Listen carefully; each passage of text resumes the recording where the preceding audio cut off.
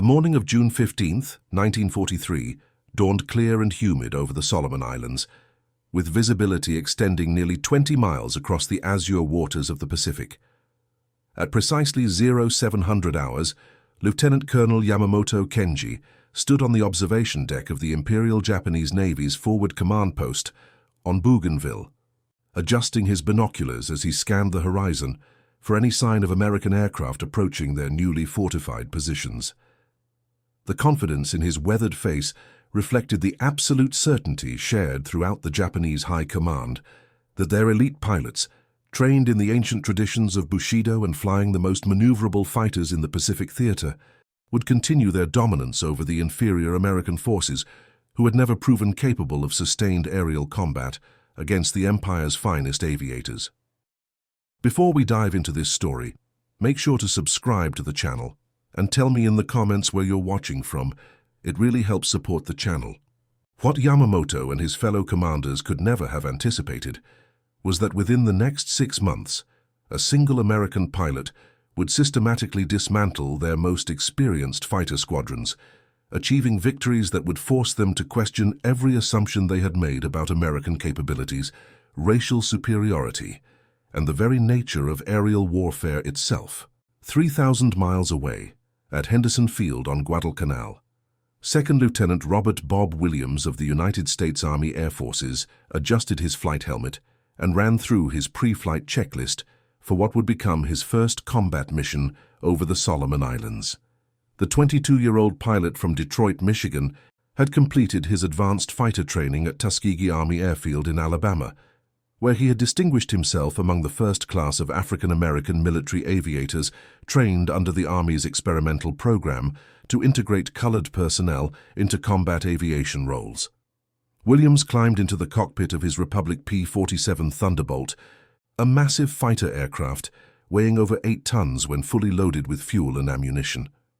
The aircraft's Pratt & Whitney R2800 radial engine generated 2,300 horsepower, making it one of the most powerful single-engine fighters in the American arsenal. As he settled into the armored seat, Williams reviewed the intelligence briefing he had received an hour earlier. Japanese forces had established a new forward airbase on Bougainville, and reconnaissance flights indicated the presence of at least 30 Mitsubishi A6M-0 fighters operating from the facility. The Zero had earned its fearsome reputation through 3 years of Pacific combat, beginning with the attack on Pearl Harbor. Japanese engineers had designed the aircraft with an obsessive focus on maneuverability and range, creating a fighter that could outmaneuver virtually any Allied aircraft in a turning engagement. The Zero's empty weight of just 3,900 pounds allowed it to climb faster and turn tighter than heavier American fighters, while its exceptional fuel efficiency enabled combat missions of up to 8 hours duration. Most significantly, Zero pilots represented the cream of Imperial Japanese naval aviation, with many having accumulated over 1,000 hours of combat experience during campaigns across Southeast Asia, China, and the Central Pacific. Williams taxied his Thunderbolt to the runway alongside 11 other P-47 fighters from the 332nd Fighter Squadron.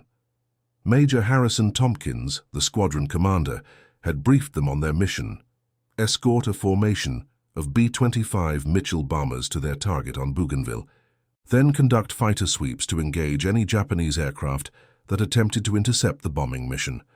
For Williams, this represented his first opportunity to test years of training against the enemy pilots whose reputation had dominated Pacific air combat since the conflict began. As the 12 Thunderbolts lifted off from Henderson Field and formed up at 15,000 feet, Williams reflected on the journey that had brought him to this moment. Born in Detroit's East Side neighborhood, he had grown up watching barnstorming pilots perform at local airfields during the Great Depression, developing a passion for aviation that seemed impossible to pursue given the racial barriers that existed throughout American society. When the Army announced its program to train colored pilots at Tuskegee, Williams had been among the first to volunteer, despite knowing that he would face prejudice not only from the enemy, but from many within his own military.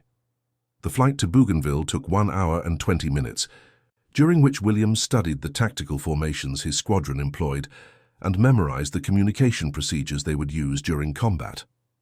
His Thunderbolt carried 8 50-caliber machine guns with a total of 3,400 rounds of ammunition, enough firepower to inflict devastating damage on enemy aircraft if he could position himself for effective shots. The aircraft's turbo-supercharged engine maintained full power at altitude, giving it a significant advantage over the Zero in high-altitude combat situations where the Japanese fighter's naturally aspirated engine lost effectiveness. At 09:15 hours, the American formation reached the target area and began their attack run on the Japanese airfield. Williams maintained his position in the escort formation, scanning the sky for enemy fighters, while the B-25 bombers released their payloads on aircraft revetments and fuel storage facilities below. The explosions sent columns of black smoke rising into the morning air, and Williams could see Japanese ground personnel scrambling to respond to the attack. Suddenly, Major Tompkins' voice crackled through the radio. "Bandits, 11 o'clock high, coming down fast." Williams looked up and to his left, spotting a formation of 8 Zero fighters diving toward the American bombers from an altitude of 22,000 feet. The Japanese pilots had positioned themselves perfectly, using the sun to mask their approach, while gaining the energy advantage of superior altitude.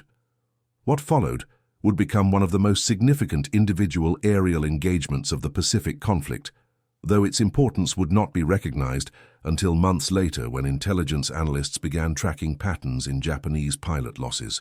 Williams pushed his Thunderbolt's throttle to maximum power and turned to intercept the diving Zeros, immediately recognizing that the enemy formation was led by an experienced pilot who had timed the attack to perfection. The lead Zero, piloted by Lieutenant Commander Suzuki Ichiro, dove toward the American bombers with his wingmen following in textbook formation. Suzuki had achieved 14 confirmed victories during campaigns over China and the Dutch East Indies, and his tactical awareness represented the highest standards of Imperial Naval Aviation training. As he closed on the trailing B-25 bomber, Suzuki prepared to execute the standard diving attack that had proven so effective against Allied aircraft throughout the Pacific theater. Williams angled his Thunderbolt to cut off Suzuki's attack run, using his aircraft's superior dive speed to close the distance rapidly. The fundamental difference between the Zero and Thunderbolt became immediately apparent. While the Japanese fighter excelled in turning combat and climb rate, the American aircraft's heavier construction and more powerful engine gave it decisive advantages in diving attacks and high-speed maneuvers. As Suzuki lined up his shot on the bomber, Williams opened fire from a range of 400 yards, sending streams of 50-caliber bullets toward the Zero's engine cowling. The Japanese pilot reacted instantly, abandoning his attack on the bomber and pulling into a steep climbing turn that showcased the Zero's legendary maneuverability. For most American pilots, this moment represented the beginning of a turning engagement they were destined to lose, as the Zero could outturn any fighter in the Allied infantry. Williams, however, had studied countless combat reports and intelligence analyses during his training at Tuskegee, learning that successful engagements against the Zero required pilots to avoid turning combat entirely and instead use their aircraft's strengths in vertical maneuvering and diving attacks. Rather than following Suzuki into a turning fight, Williams continued his dive to build speed, then pulled up in a steep climb that carried him above the Japanese formation. The tactical situation that developed over the next 15 minutes would be analyzed by both American and Japanese intelligence officers for months afterward, as it demonstrated a completely new approach to engaging Zero fighters in combat. Williams used his Thunderbolt's superior power-to-weight ratio at altitude to maintain an energy advantage over the Japanese fighters, conducting a series of diving attacks that prevented them from using their maneuverability to gain firing positions on the American aircraft.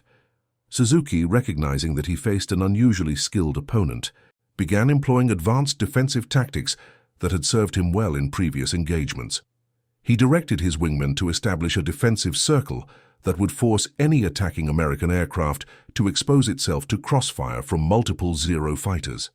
This tactic had proven highly effective against P-40 Warhawks and F-4F Wildcat fighters, both of which lacked the performance characteristics necessary to escape once committed to an attack. Williams studied the Japanese defensive formation for several seconds, calculating attack angles and escape routes while maintaining his altitude advantage. His training at Tuskegee had emphasized the importance of patience in aerial combat, teaching pilots to wait for optimal opportunities rather than committing to disadvantageous engagements. When Suzuki's formation began to tighten their defensive circle, Williams identified the tactical opening he needed. The American pilot rolled his Thunderbolt inverted and began a near-vertical dive toward the Japanese formation, building speed that would carry him through their defensive fire zone before they could track his aircraft effectively. As he approached firing range, Williams selected the Zero on the outside of the defensive circle, recognizing that this aircraft would have the most difficult time maneuvering to avoid his attack. Williams opened fire at a range of 300 yards, walking his bullets through the Zero's wing route and engine compartment.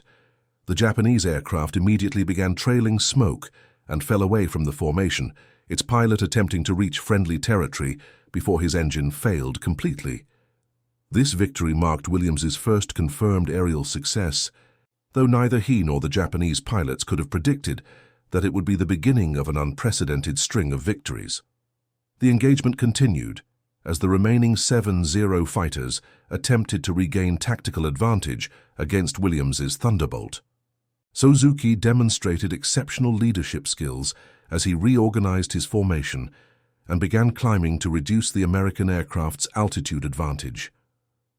The Japanese pilot's tactical awareness had been honed through years of combat experience, and he quickly recognized that his opponent possessed skills that exceeded those of typical American pilots they had encountered in previous engagements. Williams maintained his disciplined approach to the combat, refusing to be drawn into the turning engagement that the Zero pilots desperately wanted. Instead, he used his aircraft's superior speed in level flight to extend away from the Japanese formation, then climb to regain altitude before conducting another diving attack. This tactical approach required exceptional patience and situational awareness, as any mistake in timing or positioning would allow the more maneuverable Zero fighters to gain firing positions on his aircraft. The second engagement occurred when Williams identified a Zero pilot who had become separated from Suzuki's main formation during the previous maneuvering. The isolated Japanese fighter, flown by Petty Officer First Class Tanaka Yoshio, attempted to rejoin his squadron by climbing toward their position at 18,000 feet. Williams positioned his Thunderbolt to intercept this climb, using his aircraft's superior performance at altitude to achieve a favorable attack position. Tanaka recognized the threat and began evasive maneuvering designed to prevent Williams from achieving a stable firing position. The Japanese pilot's defensive tactics demonstrated the high level of training that characterized Imperial naval aviation, as he used a series of barrel rolls and climbing turns that would have defeated most American fighters in similar situations. However, Williams had anticipated these defensive maneuvers and positioned his aircraft to maintain firing opportunities regardless of Tanaka's evasive actions. The engagement ended when Williams achieved a deflection shot from a range of 250 yards, sending 50 caliber bullets through the Zero's cockpit area. Tanaka's aircraft immediately entered an uncontrolled spin and disappeared into the cloud layer below, marking Williams's second confirmed victory of the mission.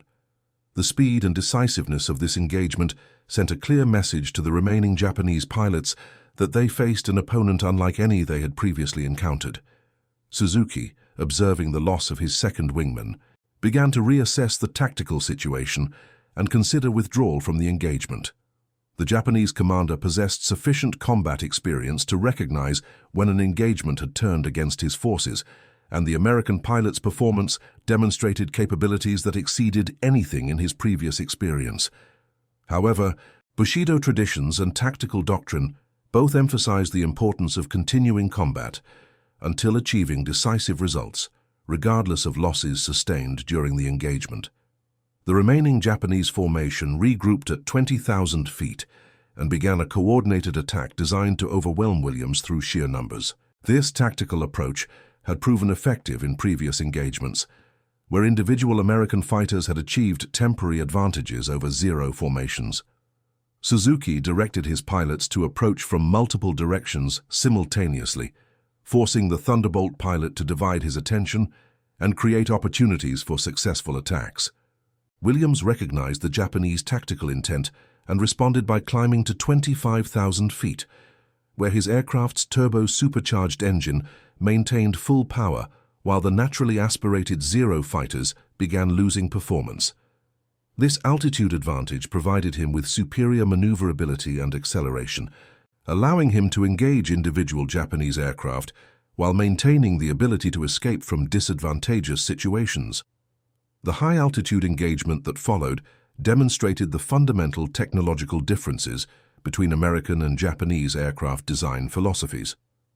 While the Zero had been optimized for maneuverability and range at the expense of high-altitude performance and structural strength, the Thunderbolt represented American emphasis on firepower, protection, and performance across all altitude ranges. These design differences became decisive factors as the combat moved into the thin air above 20,000 feet. Williams initiated his attack against the climbing Zero formation by selecting the aircraft with the poorest climb rate, recognizing that this pilot would have the most difficulty avoiding his diving attack. The target aircraft, flown by Petty Officer Second Class Watanabe Hiroshi, had been struggling to maintain formation due to engine problems that reduced his aircraft's performance. As Williams began his dive, Watanabe attempted to turn away from the attack, but his reduced engine power prevented him from executing effective evasive maneuvers. The third engagement ended quickly as Williams achieved a high-angle deflection shot that sent 50-caliber bullets through the Zero's engine compartment and wing structure. Watanabe's aircraft immediately caught fire and began a steep dive toward the ocean below, though the pilot successfully evacuated his aircraft and deployed his parachute. This marked Williams's third confirmed victory of the mission, an achievement that would have been remarkable for an entire squadron in many previous engagements. Lieutenant Commander Suzuki, now facing the loss of half his formation, made the tactical decision to withdraw from the engagement and return to base. The Japanese commander's combat experience allowed him to recognize that continued engagement would likely result in the complete destruction of his squadron without achieving meaningful results against the American bomber formation. However, Bushido traditions made withdrawal extremely difficult to justify, particularly when facing a single enemy aircraft. The psychological impact of Williams's performance extended far beyond the immediate tactical situation as word of the engagement spread through Japanese pilot communities across the Solomon Islands. Intelligence reports began documenting unusual patterns in Japanese fighter tactics, with experienced pilots demonstrating increased caution when engaging American aircraft and ground controllers expressing heightened concern about the capabilities of enemy fighters operating from Guadalcanal. Williams returned to Henderson Field with his Thunderbolt undamaged, having expended less than 800 rounds of ammunition during the entire engagement. His post-mission debrief provided intelligence officers with detailed information about Japanese fighter tactics and performance characteristics, contributing to a growing database of information that would prove invaluable for training future American pilots. The mission report noted Williams's exceptional performance, but failed to predict the strategic significance of his achievements. Over the following weeks, Williams continued flying combat missions over the Solomon Islands, gradually building a reputation among both American and Japanese forces. His tactical approach to aerial combat had been refined through careful study of intelligence reports and extensive consultation with experienced pilots who had survived earlier engagements against Zero fighters. This methodical approach to combat preparation distinguished Williams from many pilots, who relied primarily on instinct and courage. The second major engagement occurred on July 3, 1943, when Williams participated in a fighter sweep over the Japanese airbase at Kahili. Intelligence reports indicated that the enemy had reinforced their fighter squadrons, with pilots transferred from carrier aviation units, bringing the total strength of Japanese fighters in the area to approximately 40 aircraft. The American formation consisted of 16 P-47 Thunderbolts from two different squadrons, with Williams flying as element leader in the second flight. The mission briefing emphasized the importance of engaging Japanese fighters before they could attack Allied shipping in the area, as enemy aircraft had been conducting increasingly effective attacks against supply convoys moving between Allied bases. Major Tompkins stressed that the fighter's sweep represented an opportunity to reduce Japanese air strength through aggressive engagement, though he cautioned pilots to avoid the turning engagements that had cost so many American lives during previous operations. Williams took off from Henderson Field at 0630 hours, climbing to join the formation at 18,000 feet above the Solomon Sea. The early morning light provided excellent visibility, allowing pilots to spot enemy aircraft at maximum range while reducing the effectiveness of Japanese tactics that relied on using sun glare to mask their approaches. Weather conditions were ideal for high-altitude combat, with clear skies and minimal wind that would not affect gunnery accuracy. The American formation approached Kahili from the southeast, using cloud formations to mask their approach until they reached the target area. Reconnaissance flights had reported approximately 20 Japanese fighters conducting training exercises over their airbase, providing an ideal opportunity to engage enemy aircraft under favorable tactical conditions. Williams scanned the airspace below, identifying multiple formations of Zero fighters practicing combat maneuvers at altitudes ranging from 10,000 to 15,000 feet.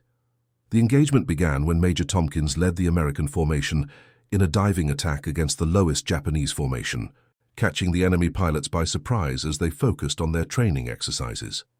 Williams followed his squadron leader down, selecting a Zero that had become separated from its formation during the initial confusion of the attack.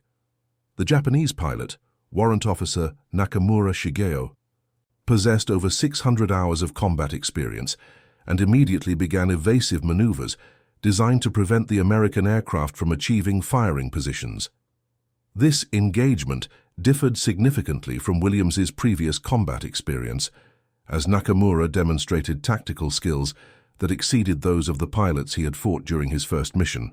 The Japanese pilot used a combination of vertical and horizontal maneuvers that forced Williams to work much harder to maintain contact, while simultaneously positioning his Zero to potentially reverse the engagement and achieve firing opportunities against the Thunderbolt. The prolonged maneuvering that followed provided Williams with valuable experience in sustained aerial combat, as he learned to manage his aircraft's fuel consumption and ammunition expenditure during extended engagements. His Thunderbolt's superior power and structural strength allowed him to maintain pressure against the more maneuverable Zero, but the Japanese pilot's experience and aircraft capabilities prevented him from achieving quick victory. The engagement lasted nearly 10 minutes, during which both pilots demonstrated exceptional skill and determination. Williams consistently used his aircraft's advantages in diving speed and high-altitude performance to maintain tactical initiative, while Nakamura employed every defensive technique in his considerable repertoire to avoid decisive damage. The sustained nature of the combat provided both pilots with insights into their opponent's capabilities and limitations. Williams finally achieved victory when Nakamura made a small error in timing during a climbing turn, exposing his aircraft's profile for approximately 2 seconds. The American pilot immediately capitalized on this opportunity, firing a concentrated burst that struck the Zero's wing root and engine compartment. Nakamura's aircraft immediately lost power and began descending toward the ocean, though the experienced Japanese pilot successfully evacuated his aircraft before it crashed. The remainder of the mission continued for another 40 minutes, during which Williams engaged 2 additional Japanese fighters and achieved 1 confirmed victory against a pilot who attempted to attack damaged American aircraft, returning to base. These engagements demonstrated his growing expertise in aerial combat and established patterns of tactical thinking that would characterize his approach throughout the remainder of his combat tour. Intelligence analysis of the July 3rd mission revealed that Williams had achieved 5 confirmed victories against experienced Japanese pilots, bringing his total to 8 confirmed enemy aircraft destroyed. This achievement placed him among the most successful American pilots operating in the Pacific Theater, though his accomplishments received minimal recognition due to the racial prejudices that characterized American military culture during this period. Japanese intelligence officers began noting unusual patterns in pilot losses over the Solomon Islands, with several experienced aviators reporting encounters with an exceptional American pilot flying a Thunderbolt aircraft. These reports describe tactical approaches and gunnery accuracy that exceeded anything they had previously encountered, leading to increased caution among Japanese fighter pilots and modifications to their standard operating procedures. The psychological impact of Williams's success began affecting Japanese pilot morale in ways that would not be fully understood until after the conflict ended. Veteran aviators who had dominated Pacific air combat since the beginning of hostilities found themselves questioning their tactical superiority and aircraft capabilities when facing this particular American pilot. These doubts gradually spread through Japanese fighter squadrons, contributing to a decline in aggressive tactics that had characterized their operations during the early years of the Pacific conflict. Williams continued his combat operations throughout July and August, flying an average of 4 missions per week, while gradually building his victory total. Each engagement provided additional experience that refined his tactical approach and improved his understanding of Japanese fighter capabilities. His methodical approach to aerial combat preparation included detailed study of intelligence reports, consultation with experienced pilots, and continuous refinement of his gunnery techniques. The third major engagement occurred on August 21st, when Williams participated in an escort mission for B-24 Liberator bombers, attacking Japanese shipping in Bougainville's Simpson Harbor. The mission required the American fighters to maintain close formation with the bombers during their approach to the target, limiting their ability to maneuver freely when Japanese fighters attempted to intercept the formation. Intelligence reports indicated that the Japanese had positioned approximately 30 fighter aircraft at bases around Simpson Harbor, including several squadrons of experienced pilots recently transferred from operations in the Central Pacific. These pilots had achieved considerable success against American bomber formations during previous missions, making the escort assignment particularly challenging for the 16 P-47 Thunderbolts assigned to protect the bombers. Williams flew as flight leader for the second section of fighters, responsible for protecting the left side of the bomber formation during their approach to the target. His position required him to maintain visual contact with both the bombers and any Japanese fighters that attempted to attack from his assigned sector, while coordinating with other American fighters to ensure comprehensive protection for the bombing mission. The Japanese interception began as the American formation approached Simpson Harbor from the north, with enemy fighters attacking from multiple directions in a coordinated effort to overwhelm the escort aircraft. Lieutenant Commander Suzuki, who had survived his previous encounter with Williams, led a formation of 12 Zero fighters in a head-on attack against the bomber formation, hoping to break up their defensive formation and create opportunities for follow-up attacks. Williams immediately recognized Suzuki's aircraft and tactical approach, remembering their previous engagement and anticipating the Japanese commander's likely maneuvering patterns.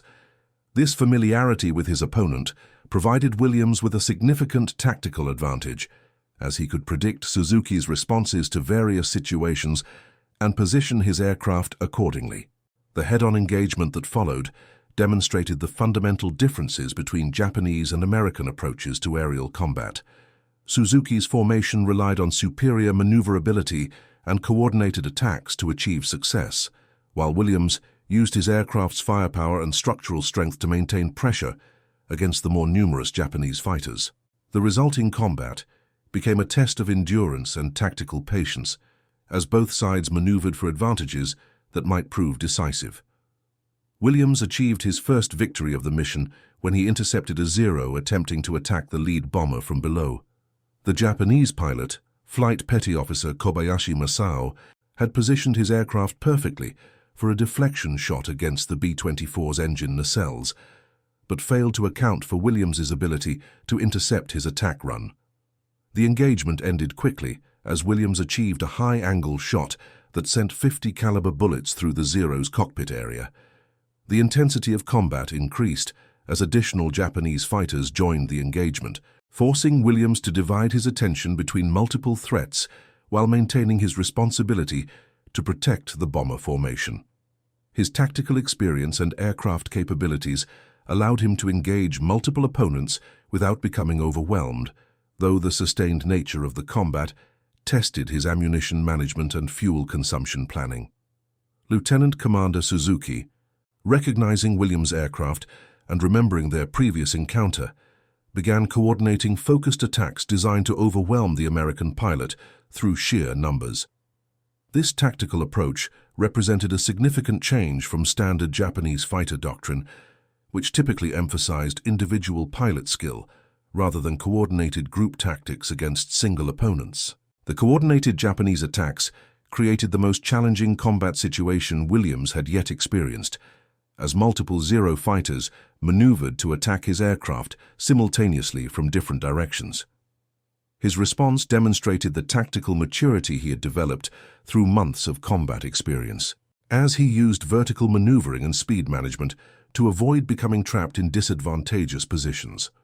Williams achieved his second victory when he reversed a climbing attack by Petty Officer First Class Yamada Kenji, turning the tables on the Japanese pilot, who had attempted to use superior maneuverability to gain a firing position.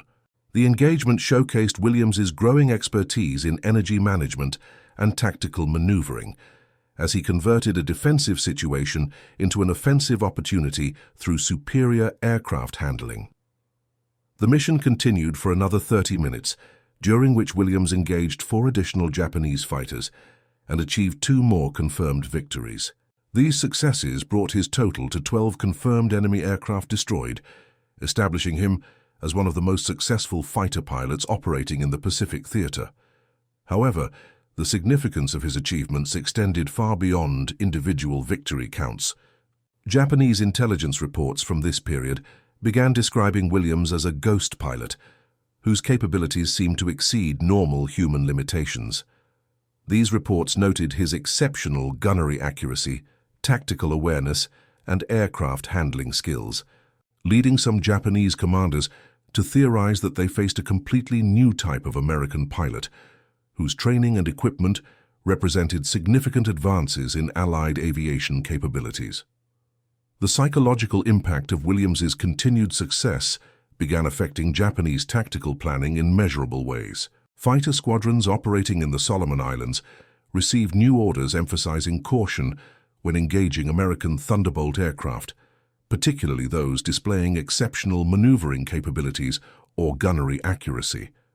These tactical modifications represented the first time that Japanese air commanders had modified standard operating procedures in response to individual American pilots. September 1943 marked a significant escalation in Williams's combat activity, as intelligence reports indicated major Japanese troop movements in the northern Solomon Islands that would require sustained air support to interdict. The American response included increased fighter patrols and aggressive pursuit of Japanese aircraft, attempting to provide air cover for their ground operations. Williams participated in these expanded operations, flying an average of 6 missions per week, while continuing to achieve consistent success against Japanese fighters.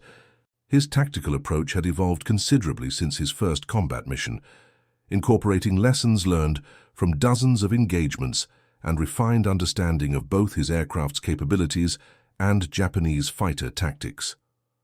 The 4th major engagement occurred on September 17th, when Williams led a 4-ship flight of Thunderbolts against a formation of 18 Japanese fighters, escorting transport aircraft, attempting to resupply isolated garrisons.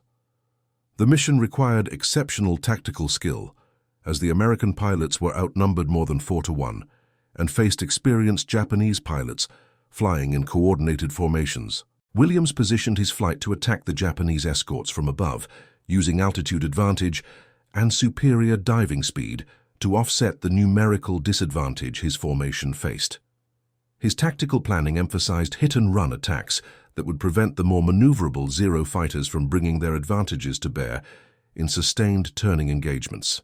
The engagement began with Williams leading his flight in a diving attack against the rear section of the Japanese escort formation. His wingman, Second Lieutenant James Jimmy Henderson from Cleveland, Ohio, followed close behind, while the second element positioned itself to intercept any Japanese fighters that might attempt to reverse the attack. This coordinated approach represented advanced tactical thinking that few American pilots had demonstrated during earlier phases of the Pacific conflict. Williams achieved his first victory of the mission during the initial diving attack, engaging Flight Petty Officer Sasaki Masaru in a brief but decisive encounter. The Japanese pilot attempted standard evasive maneuvers, but found himself unable to match the Thunderbolt's diving speed and firepower. Williams's gunnery accuracy had improved considerably through months of combat experience, allowing him to achieve decisive hits with relatively short bursts of fire. Lieutenant Henderson achieved his first aerial victory during the same attack, demonstrating the effectiveness of Williams's tactical approach and training methods. The success of both American pilots during the initial engagement sent immediate shockwaves through the Japanese formation, as their escort commanders realized they faced opponents whose capabilities exceeded anything in their previous experience. The Japanese response demonstrated exceptional tactical flexibility, as their formation commanders adapted quickly to counter the American attack methods. Rather than attempting to engage the Thunderbolts in turning combat, they began using coordinated climbing attacks designed to force the American aircraft into energy-depleting maneuvers that would negate their performance advantages. Williams recognized the Japanese tactical adaptation and responded by modifying his own approach, using extended diving attacks that maintained his aircraft's energy state while preventing the Zero fighters from achieving stable firing positions. This tactical evolution demonstrated his growing expertise as a combat leader and his ability to think beyond the immediate requirements of individual engagements. The extended combat that followed provided Williams with opportunities to engage multiple Japanese pilots in succession, testing his ammunition management and tactical decision-making under intense pressure. He achieved 2 additional confirmed victories during the next 20 minutes of combat, bringing his mission total to 3 and his overall count to 15 confirmed enemy aircraft destroyed. Lieutenant Henderson achieved his second victory of the mission when he successfully engaged Warrant Officer Ishida Takeshi in a climbing engagement that showcased the Thunderbolt's superior power-to-weight ratio at altitude. This success demonstrated that Williams's tactical methods could be effectively taught to other pilots, providing a foundation for improved American performance against Japanese fighters. The mission concluded when the remaining Japanese fighters withdrew to protect their transport aircraft, recognizing that continued engagement with the American fighters would likely result in complete destruction of their escort formation. Williams led his flight home with all 4 Thunderbolts undamaged, having achieved 5 confirmed victories against experienced Japanese pilots while demonstrating tactical approaches that would influence American fighter operations throughout the remainder of the Pacific conflict. Intelligence analysis of the September 17th mission revealed patterns in Williams's tactical thinking that represented significant advances in American aerial combat doctrine.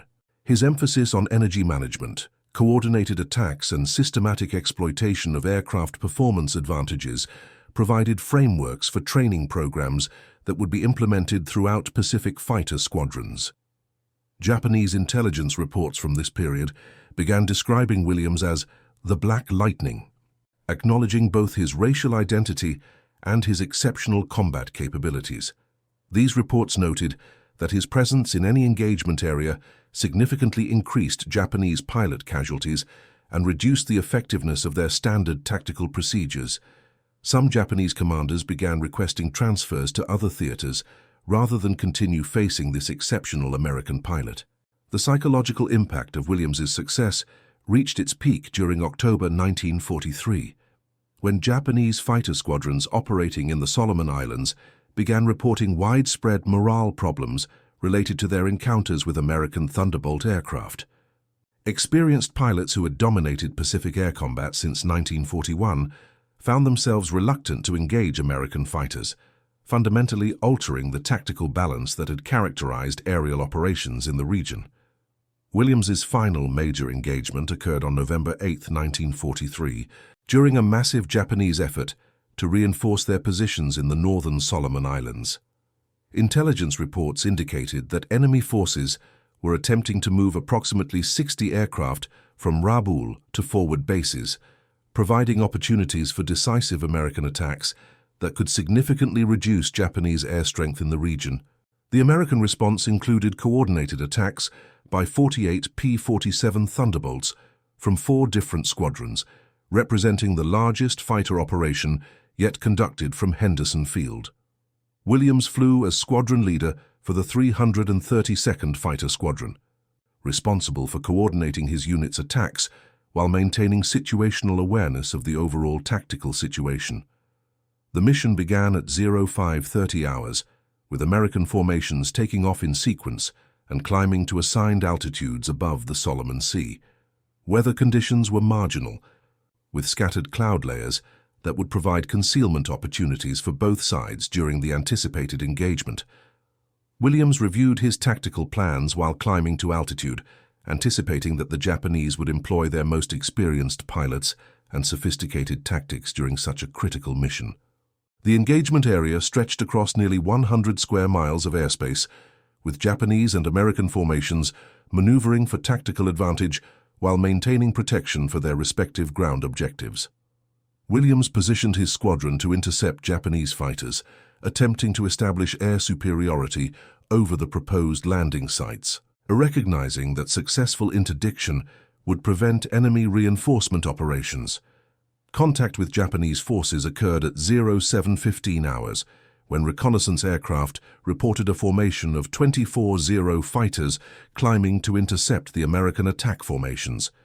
Williams immediately recognized that the enemy pilots represented elite units transferred from carrier operations based on their formation discipline and tactical coordination.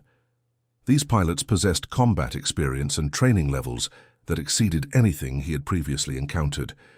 The Japanese formation was led by Commander Nakamura Tadashi, a veteran pilot with over 1,200 hours of combat experience and 26 confirmed victories against Allied aircraft.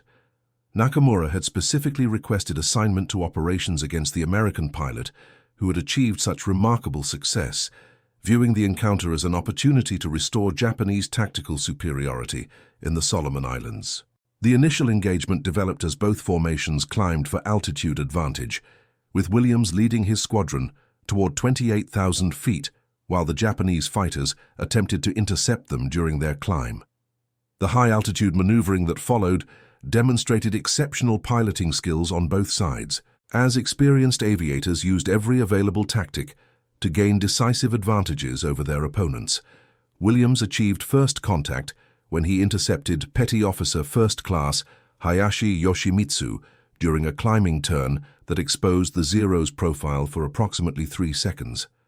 His gunnery accuracy had reached exceptional levels through months of combat experience, allowing him to achieve decisive hits with minimal ammunition expenditure. Hayashi's aircraft immediately caught fire and began descending toward the ocean below. Commander Nakamura responded to Williams's attack by leading his formation in a coordinated climbing spiral designed to force the American aircraft into energy-depleting maneuvers that would negate their performance advantages. This tactical approach represented sophisticated fighter doctrine that few Japanese commanders had employed during previous engagements in the Solomon Islands.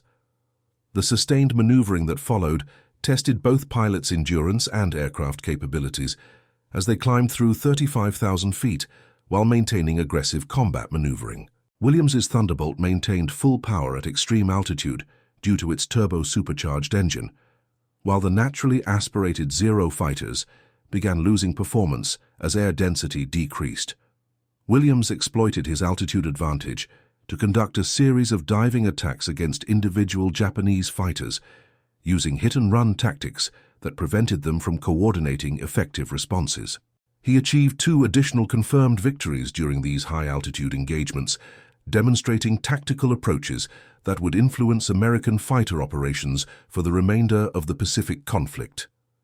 The psychological pressure on the remaining Japanese pilots became evident as several broke formation and attempted to escape the engagement, abandoning their tactical responsibilities in favor of individual survival.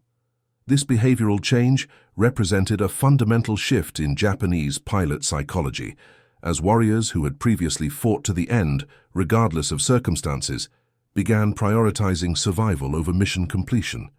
Commander Nakamura, recognizing the deteriorating tactical situation, made the unprecedented decision to withdraw his remaining aircraft from combat rather than continue losing experienced pilots against an opponent they could not defeat. This decision represented the first time that a senior Japanese naval aviation officer had ordered withdrawal from aerial combat due to enemy pilot capabilities rather than overwhelming numerical disadvantages. Williams achieved his final 2 victories of the mission during the Japanese withdrawal, intercepting fighters that had become separated from Nakamura's formation during their retreat. These engagements demonstrated his exceptional situational awareness and tactical persistence, as he maintained pressure against fleeing opponents while avoiding potential traps or ambush situations. The mission concluded with Williams having achieved 5 confirmed victories, bringing his total to 20 confirmed enemy aircraft destroyed during 6 months of combat operations. This achievement placed him among the most successful fighter pilots in the Pacific Theater, though his accomplishments would not receive appropriate recognition until decades after the conflict ended. Intelligence analysis revealed that Williams's final mission had resulted in the virtual destruction of one of the Imperial Japanese Navy's most experienced fighter squadrons, with pilot losses that could not be replaced given the reduced training programs then operating in Japan. The psychological impact of these losses extended throughout Japanese naval aviation, contributing to decreased aggressiveness and tactical innovation that would characterize enemy operations for the remainder of the Pacific conflict. Japanese post-mission reports described Williams as an impossible opponent whose capabilities seemed to exceed the normal limitations of human pilots. Some intelligence officers theorized that the Americans had developed new training methods or aircraft modifications that provided decisive advantages, though they could not identify specific technological or tactical innovations that would account for his exceptional performance. The strategic significance of Williams's 20 confirmed victories extended far beyond their immediate tactical impact, as his success demonstrated that properly trained American pilots could achieve decisive superiority over even the most experienced Japanese aviators when provided with appropriate aircraft and tactical doctrine. This revelation influenced American training programs and tactical development throughout the remainder of the Pacific conflict. Williams completed his combat tour on December 15, 1943, having flown 128 combat missions over the Solomon Islands during 7 months of operations. His final combat statistics included 20 confirmed enemy aircraft destroyed, 8 probable victories, and 15 damaged enemy aircraft, achieved while never losing a wingman and never sustaining significant battle damage to his own aircraft. The post-war analysis revealed that Williams's tactical innovations had influenced American fighter operations throughout the Pacific Theater, with his emphasis on energy management and coordinated attacks becoming standard doctrine for Thunderbolt squadrons. His success had also contributed to significant changes in Japanese fighter tactics, as enemy pilots developed increased caution and defensive orientation that reduced their effectiveness during subsequent operations. Intelligence reports captured after the conflict's end revealed the extent to which Williams's success had affected Japanese pilot morale and tactical confidence. Several experienced Japanese aviators reported that their encounters with the Black Lightning had fundamentally changed their assessment of American pilot capabilities and contributed to their reduced aggressiveness during the final phases of the Pacific conflict. The racial barriers that Williams had faced throughout his military career meant that his achievements received minimal recognition during the immediate post-war period, despite their strategic significance and tactical innovation. However, later analysis by military historians and aviation experts acknowledged that his combat record represented one of the most remarkable individual achievements in the history of aerial warfare. Williams returned to the United States in February 1944, having been promoted to major and awarded the Distinguished Flying Cross with 3 oak leaf clusters for his exceptional service. His post-war career included continued military service during the Korean conflict, where he commanded a fighter squadron and achieved additional combat successes while training a new generation of American pilots. The tactical methods that Williams had developed during his Solomon Islands tour became the foundation for advanced fighter training programs that were implemented throughout the United States Air Force. His emphasis on systematic preparation, energy management, and coordinated attacks influenced American aerial combat doctrine for decades after the conflict ended. The psychological impact of Williams's success continued affecting former Japanese pilots long after the conflict's conclusion. Several veteran aviators acknowledged in post-war interviews that their encounters with the exceptional American pilot had contributed to their recognition that the war could not be won through superior pilot training and fighting spirit alone. Lieutenant Colonel Yamamoto Kenji, the Japanese intelligence officer who had observed the first engagement, survived the conflict and later acknowledged that Williams's initial victory had marked the beginning of a fundamental shift in Pacific air combat. His post-war analysis noted that the American pilot's systematic approach to aerial warfare had demonstrated capabilities that Japanese tactical doctrine had never anticipated. The technological lessons learned through Williams's combat experience contributed to improvements in American aircraft design and tactical doctrine that influenced aviation development throughout the Cold War period. His emphasis on aircraft capabilities, rather than pilot bravado, provided frameworks for training programs that emphasized systematic preparation and tactical discipline over individual heroics. The social significance of Williams's achievements extended beyond military aviation, as his success challenged racial stereotypes and demonstrated the capabilities of African American personnel when provided with appropriate training and equipment opportunities. His combat record contributed to arguments for military integration that would eventually result in desegregation of the United States Armed Forces. Modern analysis of Williams's combat record reveals tactical innovations that preceded many of the energy management and coordinated attack methods that became standard in jet aircraft operations. His systematic approach to aerial combat provided foundations for training programs that continue influencing military aviation instruction throughout the world. The strategic impact of Williams's 20 victories cannot be measured solely through enemy aircraft destroyed, as his tactical innovations and psychological effect on Japanese pilot morale contributed to broader changes in Pacific air combat that influenced the conflict's ultimate outcome. His individual achievements demonstrated that properly prepared American pilots could achieve decisive superiority over experienced enemy aviators, regardless of aircraft performance advantages. The intelligence revolution that resulted from analysis of Williams's combat methods provided American air commanders with insights into Japanese pilot psychology and tactical limitations that proved invaluable during subsequent operations. His systematic approach to enemy capabilities assessment became a model for intelligence gathering and tactical development throughout the remainder of the Pacific conflict. The leadership lessons demonstrated through Williams's combat tour influenced military training programs that emphasized individual responsibility and systematic preparation over traditional concepts of military heroism. His ability to achieve consistent success through careful planning and tactical discipline provided examples that were studied by military academies throughout the post-war period. The technological implications of Williams's combat experience contributed to aircraft development programs that emphasized pilot assistance systems and systematic training approaches rather than relying solely on individual pilot capabilities. His emphasis on aircraft systems integration and tactical coordination anticipated many of the technological developments that characterized modern military aviation. And that concludes our story. If you made it this far, please share your thoughts in the comments. What part of this historical account surprised you most? Don't forget to subscribe for more untold stories from World War II and check out the video on screen for another incredible tale from history. Until next time.